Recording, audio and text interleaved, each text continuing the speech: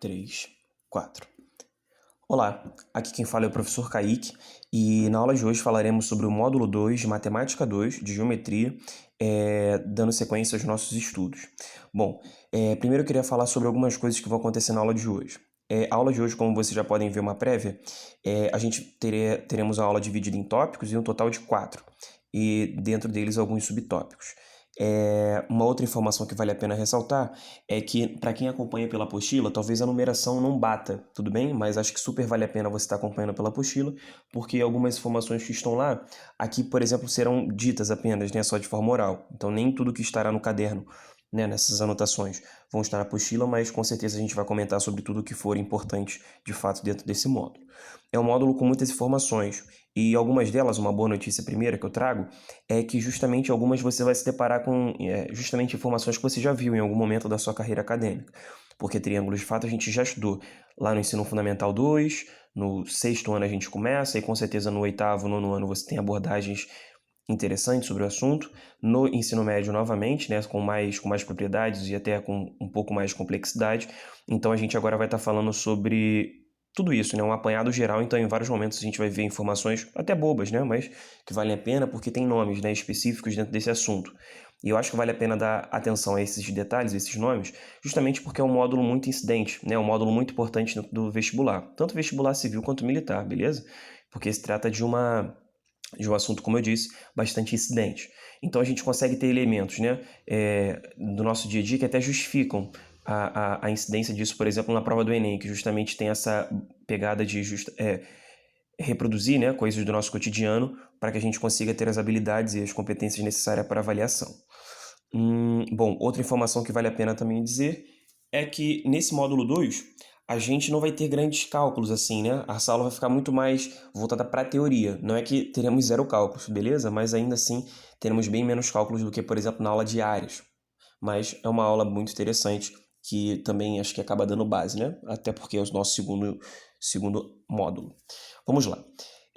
Quando a gente começa a falar de triângulos, acho que vale a pena a gente lembrar pelo menos de uma coisa da aula 1, que foi a aula sobre polígonos, que eu falaria agora, nesse momento com vocês, sobre a soma dos ângulos internos de um polígono. Bom, a soma dos ângulos internos, eu tenho um rascunho aqui já anotado, a gente sabe que por fórmula, para qualquer polígono, sempre a soma dos internos vai ser 180 vezes n menos 2, onde esse n significa o número de lados.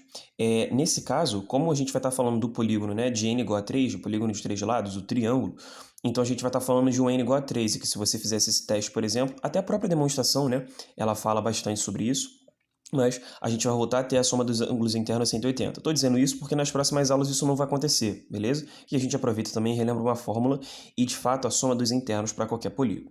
A gente já vai fazer classificação quanto aos ângulos, então vale a pena a gente estar ligado nisso, que é uma informação basal, né, para a gente começar aqui. Bom, quanto à classificação, vamos lá. A gente consegue fazer a classificação desses triângulos de duas maneiras: quanto aos lados e quanto aos ângulos. Então, vou começar quanto aos lados, como vocês já podem observar, que são 3. Um triângulo ele pode ser dito triângulo escaleno, né? Que aí a gente começa com esses nomes mais específicos que podem estar aparecendo. O triângulo escaleno é aquele triângulo que tem 3 lados distintos entre si. Então, ele não tem repetição de lados, não tem lados iguais, e aí esse é o nome dado, escaleno. Eu acho que vale a pena também ressaltar, deixa eu só colocar 3 lados diferentes, né, distintos. Consequentemente, né, a gente pode ter aí triângulos com ângulos agudos e ângulos obtusos. A gente vai falar um pouquinho sobre isso já na classificação quanto aos ângulos. Seguindo, o triângulo chamado isósceles, né, esse prefixo iso já dá alguma coisa, né, remete a alguma coisa de igual, é justamente o polígono de 3 lados, o triângulo com 2 lados iguais e, consequentemente, um distinto, né? Então, vou marcar aqui os dois lados iguais. Perdoe se eu falei ângulos em algum momento. E, consequentemente, um terceiro lado distinto dos outros dois. Por conta justamente da gente ter a soma dos ângulos internos valendo 180, a gente pode fazer algumas afirmações quanto ao ângulo também. Eu queria que você anotasse aí. A consequência de dois lados iguais para um triângulo é justamente a gente acabar produzindo dois ângulos iguais. E a gente até consegue determinar, sabendo quais são os lados iguais, determinar a posição desses ângulos iguais também por consequência.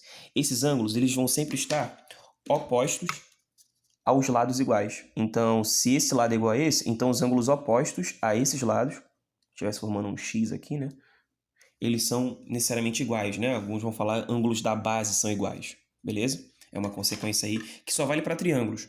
Quando a gente for falar de hexágonos, por exemplo, a gente não necessariamente, quando tem um hexágono com todos os lados iguais, a gente vai ter um hexágono com todos os ângulos iguais. Porém, por um triângulo, chega um pouquinho para cá, por um triângulo sim. Se você garantir um triângulo com 3 lados iguais, e esse triângulo vai se chamar equilátero, a gente justamente pode garantir 3 ângulos iguais também. Então, triângulo equilátero, esse prefixo equi também, né, passa uma ideia de, né, pelo menos remete a alguma coisa de igual. Equidistância, equilátero, equiângulo. Bom, 3 lados iguais, consequência disso, 3 ângulos também iguais. Se você lembra bem, por exemplo, uma coisa que a gente viu na aula passada foi quanto à nomenclatura, né, para ângulos. Por exemplo, a gente tem 3 tipos de ângulo, né? A gente tem um ângulo agudo, que é quando esse ângulo ele é menor, sei lá, um ângulo θ, ele é menor do que 90 graus.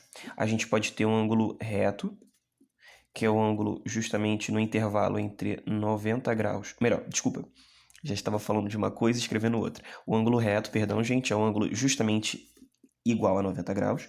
E agora sim, o triângulo obtuso, melhor, o ângulo obtuso, estou trocando tudo aqui, mas o triângulo obtuso ele vai ser um ângulo, né, com essa classificação, com esse nome, quando ele estiver no intervalo de 90 e 180 graus. Eu estou chamando a atenção desses 3 nomes, até tem mais, né? O ângulo raso, o ângulo raso e o ângulo nulo, né? Mas eu estou chamando a atenção disso porque no triângulo equilátero a gente vai ter 3 ângulos agudos, né? E esses ângulos agudos exatamente iguais a 60.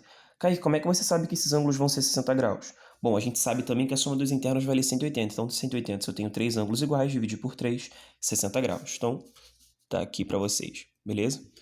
Então, a partir disso, a gente já consegue fazer algumas questões. Então, eu vou agora passar para a próxima parte e a gente com certeza vai ter uma indicação de exercícios sugeridos para vocês ao longo da aula.